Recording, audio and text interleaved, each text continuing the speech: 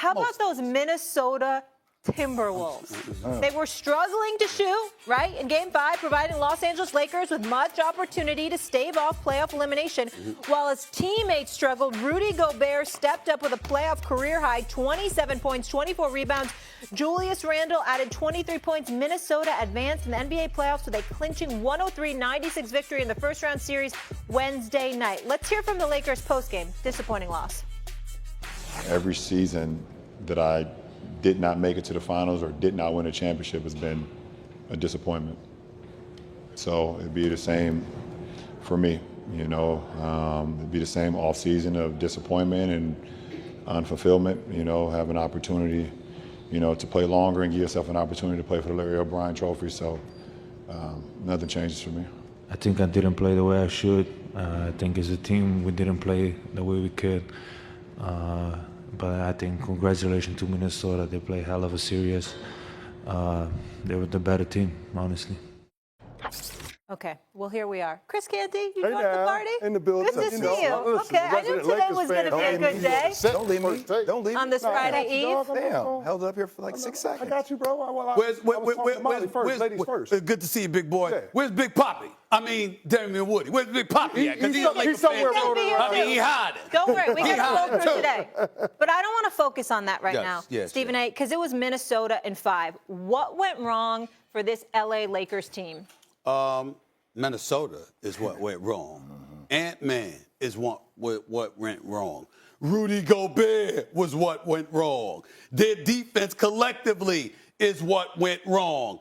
And the Los Angeles Lakers, there's just MIA, APBs, whatever you want to use for a whole bunch of Los Angeles Lakers.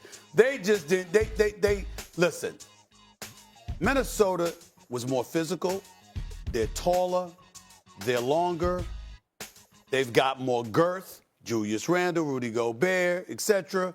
And they got up in them. And more importantly than anything else, it's rare that you see LeBron James' age get exposed to some degree. The conditioning or lack thereof of Luka got exposed because they were pressuring Luka 94 feet. They were like, we're gonna make you work. Julius Randle, you were attacking LeBron James. LeBron James had to guard people, and they weren't hesitant to put a body on him, even though he's 260 and obviously in phenomenal shape. The bottom line is that Minnesota's like, we're younger, we're thoroughbreds, here we come. And you're 40 in your 22nd season, and you ain't in shape. And y'all are their two best options. Y'all don't stand a chance. Oh, by the way, that Austin Reeves, we know he could play. We know that he had a pretty damn good season. But the 2 months where he looked like the best third option in basketball, boy, did that brother get humbled in this series. They made him a virtual no-show. Those are the answers to the question. I would say that the level of physicality went up drastically in this series. So, you know, you can talk a lot about scheme and the fact, hey, how come the Lakers didn't play Jackson Hayes? Maybe that allows Minnesota to get 13 offensive rebounds instead of 18 offensive rebounds. But they've been kicking their task all throughout the course of the series, just physicality-wise. AR-15 hasn't really shown up. I'm going to tell you something, though. Like, there's a lot of reasons why I think Minnesota was just a better team. But they were watching Luka play through that injury. First off, I want to say, look, he's going through a lot this season. I don't think I've seen, and we talked about James Harden maybe at the pinnacle of his career when he had to do so much offensively. Maybe Steph, but Steph has made improvements. The conditioning of Luka is something that is really concerning for me to watch. Coming off the season he came off last year, when that was the theme that we spoke about. Watching the way he came into this season for Dallas, then the trade, to see the way sometimes he just still continues to look like a matador. And I'm not saying it's all on him.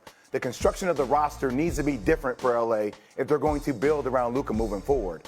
But I don't think I've seen for a long time a player so prolific offensively and then be so prolifically bad defensively as well. He got exposed and targeted every possession, it felt like, in the fourth quarter. Every. That's concerning. Yeah, the blow-bys were just ridiculous from Luka. He's a one-way player, Jay. As great as that dimension is on the offensive end and scoring the basketball, he's going to give it up on the defensive end. And the part that frustrates me as a Lakers fan, understanding the roster deficiencies that they had, even if you're a smaller team, you have to try to figure out what advantage that you have to mitigate the frontline size of the Minnesota Timberwolves, and the Lakers never leaned into that. They play at a snail's pace, relatively speaking, compared to the Minnesota Timberwolves in this particular series. I don't understand how you have LeBron James playing the 5 and the Minnesota Timberwolves have more fast break points in Game 5.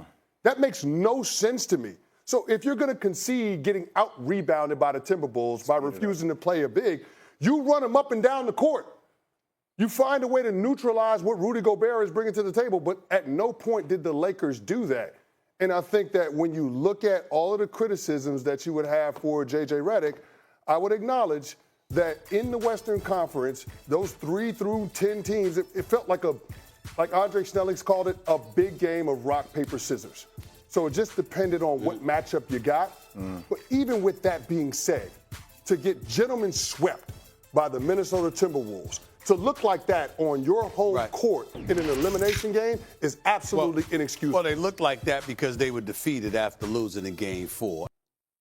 20.2 minutes in the first half of this series. 15.4 points on 58% shooting.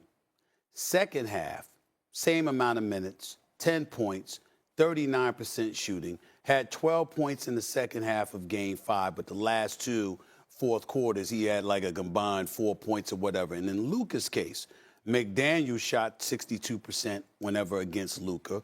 Anthony Edwards shot 50% whenever against Luka. So right now, as we sit here today looking at the Lakers, we have to say this. Nico Harrison, maybe some of that venom and hostility needs to die down just a touch. Because maybe Nico Harrison saw something that a lot of people didn't realize. Now, he should have gotten more for Luka because of the global iconic brand that Luka was.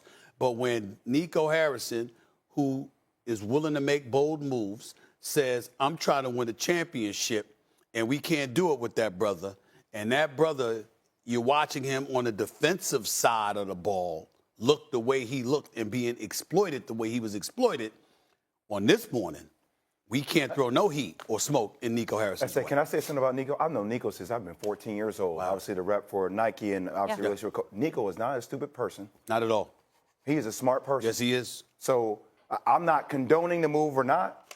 All I'm saying is when you're in the room with somebody daily and you see those daily habits, as we all know, you know, not a lot of zebras can change their stripes. No. Right? But let me say this to you. Because of how smart Nico is, because of how smart he is, go ahead and do it. But you got to know from a business perspective who Luka is, what he represents, how desperate the Lakers were to get something that extends beyond the LeBron James era, and you have to get more. You have to get more for it. That's inexcusable. I'm with you on that. I'm with you on that. And we're going to dive more into the Nico angle in this trade and how it's potentially aging out in just a bit. But, Canty, you brought up JJ, and we lauded JJ this entire season and what he's done, but he's taken a little bit of heat of late in these playoffs. How much is he to blame for what went wrong with L.A.? I think he's a part of it, but I wish Perk was on the show right now because we almost got into it if he didn't have a delay on Get Up, and we would have been throwing fists here on this one. Look, say that. That's a big boy. Yeah, that's aggressive. That's aggressive. Yeah, bringing in